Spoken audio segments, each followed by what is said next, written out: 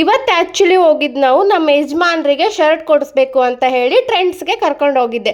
But ನಾನೇನು ಮಾಡಿದೆ ಅಂದರೆ ಅವ್ರ ಶರ್ಟ್ ನೋಡ್ತಿರ್ಬೇಕಾದ್ರೆ ನಾನು ಕೂಡ ಟಾಪ್ ತೊಗೊಳ್ತಾ ಇದ್ದೆ. ಸೊ ಎಲ್ಲೇ ಹೋದ್ರು ಯಾರೇ ಶಾಪಿಂಗ್ ಮಾಡಿದ್ರು ನಾನಂತರೂ ನನ್ನ ಶಾಪಿಂಗ್ನ ಕಂಟಿನ್ಯೂ ಮಾಡೇ ಮಾಡ್ತೀನಿ. ನನಗೂ ಕೂಡ ಏನಾದರೂ ಬೇಕು ಅಂತ ಹೇಳಿ ತೊಗೊಳ್ತೀನಿ. ಅದರಲ್ಲಂತೂ ಮುಲಾಜೇ ಇಲ್ಲ.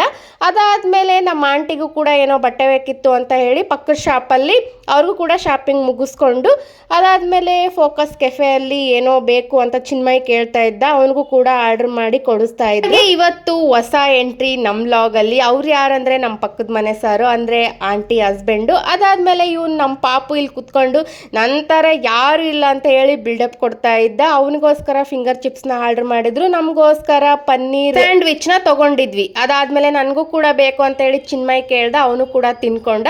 ಮನೆಗೆ ಬಂದಮೇಲೆ ನಾವೆಲ್ಲರೂ ಸೇರಿ ವಿಡಿಯೋ ಕಾಲಲ್ಲಿ ಮಾತಾಡಿದ್ವಿ. ಇವತ್ತಿನ ವ್ಲಾಗ್ ಇಷ್ಟೇ. ಪ್ಲೀಸ್ ಫಾಲೋ ಮಾಡಿ.